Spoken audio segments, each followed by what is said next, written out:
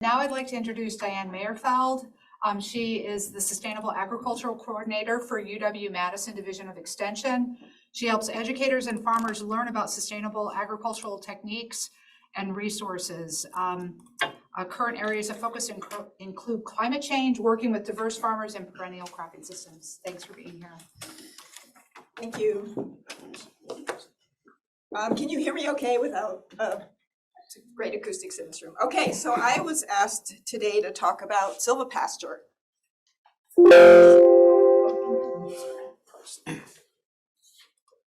As a land management technique.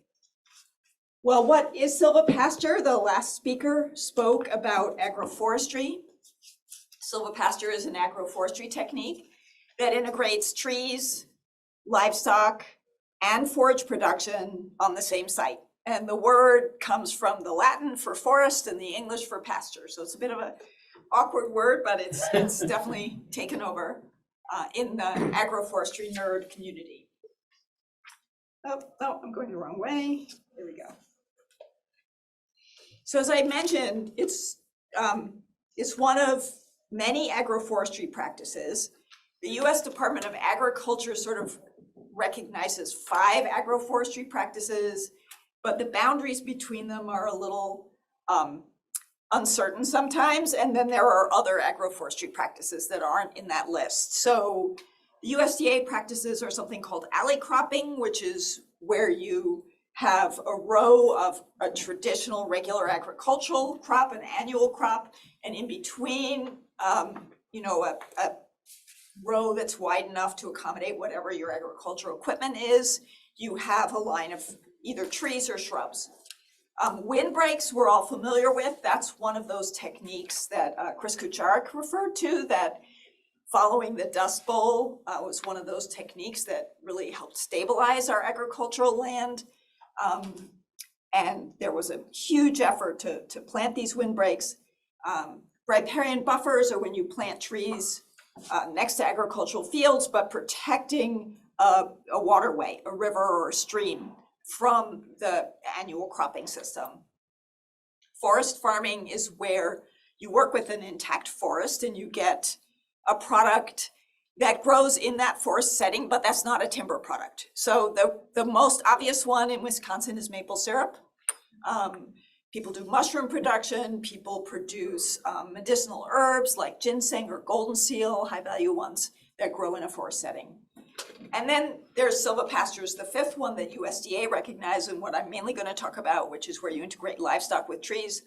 And then there's a whole bunch of others. I've just mentioned forest gardens here, which is essentially kind of a permaculture thing where you create a garden that includes trees and shrubs. So when I say trees and livestock on the same place, there are 2 important caveats. It's not just letting your cows go into the woods. We spent a lot of the 20th century, foresters and land managers spent a lot of the 20th century telling farmers to take cows out of the woods, because if you just let cows have access to the woods all the time, they'll damage the trees, they'll cause soil erosion. Ironically, they may encourage invasive species, although it all depends on the specifics of management. So it takes that intentional, intensive management. You can't just put them in the same place and assume everything's going to be great. At the other end of the spectrum, silvopasture is not just planting one tree or having one tree in a pasture. You laugh, but this is quite a common sight around Wisconsin. And the reason is obvious there. All the cows will congregate under that tree. They will all deposit a lot of manure under that tree and not everywhere else. And so you get a bare patch under that tree. And so you get a lot of environmental problems and you don't get the full benefits. So why are we so excited about agroforestry in general and silvopasture in particular? And these are sort of the 6 main reasons. It helps us adapt to a changing climate. It helps provide climate mitigation, which in many ways has been the focus today. It provides But it also provides some other services or benefits, increased biodiversity, it improves animal welfare.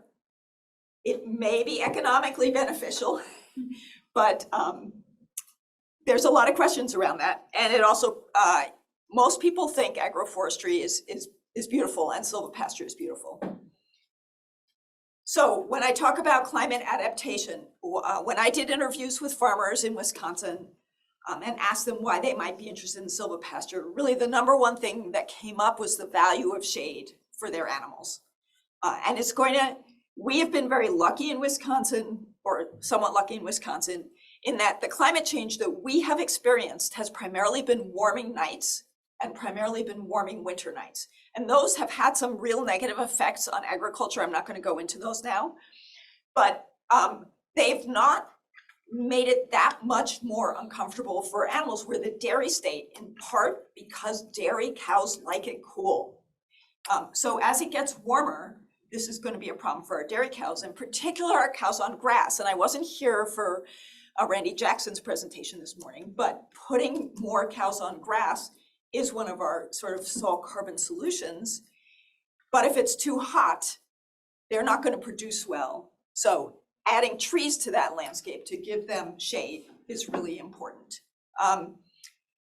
And having those trees really does reduce their heat stress.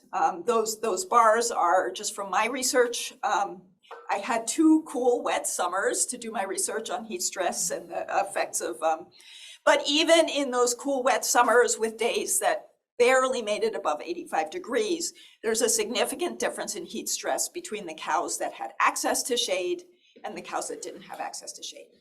And there's some other animal welfare benefits. They love rubbing against the trees. That makes foresters mad because it could damage the trees, but it gives them welfare benefits, right? They also may benefit from the diversity because they can browse on the shrubs, and that may give them some nutrients that are valuable to them. That's not really in the research realm so much, but that's very anecdotal. Many farmers believe strongly that that's a value. But then the other thing is, as our climate gets hotter, and we may, despite our wetter springs and falls, have drier spells in the summer, agroforestry can provide another source for forage. So you can do, the shrubs may continue to produce leaves, and they can browse on the shrubs. You can do things like coppicing your trees so that they have lots of sprouts, tree leaves. Certain kinds of species of tree leaves have very high forage value. And the forage, because of the shade, tends to stay a little bit greener under shade than if it's just out in the sun. So those are some climate adaptation benefits of silvopasture. Then it also offers some major climate mitigation benefits. And I apologize, you probably can't read this, but this is a graph showing USDA practices that USDA will pay, conservation practices that USDA will pay farmers to implement. And they kind of fall into, you can see, and what their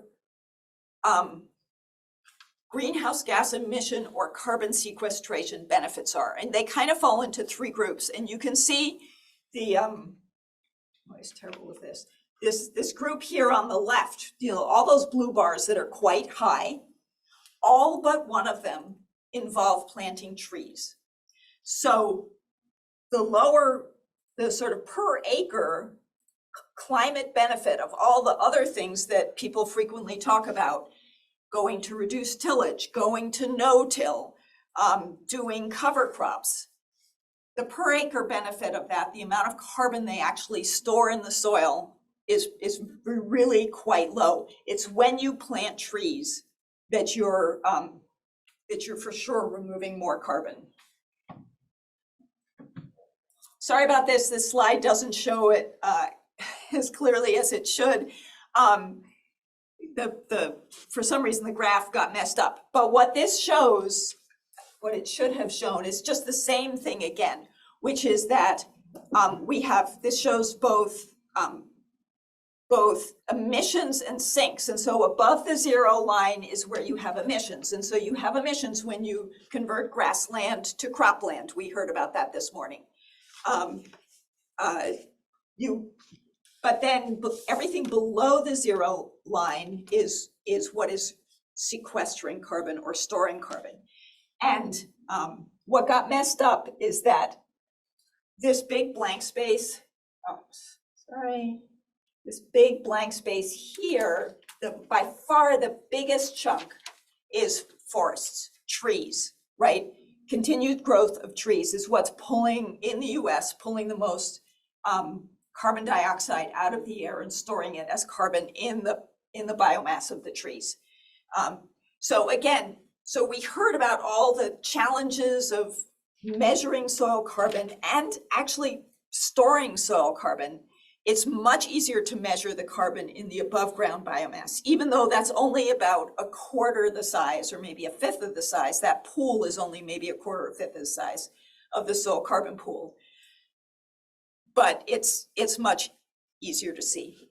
And so for these reasons, Project Drawdown has said Silvopasture is number 11 of 100 of the 100 most promising climate solutions that they looked at. And it's one in those top 12, and so there's another 88 that I didn't fit on this slide so we could read it. There's only one other that's a land use one, which is the tropical forest restoration. And so one of the reasons Silvopasture is up there as opposed to all those other agroforestry techniques, with that slide that we looked at a few years ago, there's a bit of a trade-off, right? There's how much carbon it can sequester per acre where it's applied versus how many acres it is likely to be applied on. So the thing about converting to no-till is its value per acre is very small, but it's pretty easy to convert all of our corn acres, which is the vast majority of our agriculture acres, to no-till. It's much harder sell to get farmers to do alley cropping in all those corn acres, right? That's gonna be a real headache for them. Silvopasture kind of falls in a sweet spot where it's hard, and I'm gonna talk about why it's hard to establish silvopasture everywhere, but it's not as hard as, say, some of those other agroforestry practices. So before I go down further, I have to note that there's two ways to establish the silvopasture, or two kind of main approaches. And one is what we call silvopasture by subtraction, and that's where you have an existing forest, you cut down some trees to make sure there's enough light hitting the ground, and you plant your forages underneath, and you've converted forest to silvopasture. And the other way is that you plant trees in a pasture. So silvopasture by subtraction is great because it can generate logging income. Not always, depends on what your trees are like and how big your area is and where you're located, but it can. And there's a number of farmers who have done that in Wisconsin. And it's fast, right? You bring the logger in, and in 1 year you have converted your forest to silvopasture. And if you're a farmer, it adds to the total amount of pasture that you have available, right? You've taken whatever your little woodland is that you weren't really maybe getting much out of before, and you've added some pasture. And so even though the forage growth under the trees is not going to be as high as the forage growth in your open pasture, you've added your total amount of pasture. However, you've cut trees down. You haven't added trees. So it doesn't give you those carbon benefits, right? That big blue bar, you're not getting that from silvopasture by subtraction. And forest soils can be very sensitive to impacts from livestock, so there's potential for soil degradation. There's increased risk of wind damage to the trees that remain. Silvopasture by addition has those climate and carbon benefits. Plus, you can choose what kind of tree species you want to plant.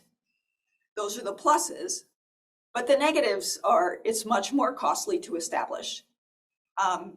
You have to do site preparation, you have to protect the trees, you have to weed around them and irrigate. It's very slow. If you plant a really fast growing species like hybrid poplar, you can get your silvopasture more or less up and going and independent maybe in 10 to 15 years. If you plant a different species, it might be quite a lot longer. And if you're thinking about it from a selling high-value timber perspective, if you grow trees open grown, typically they will have poorer form for lumber production.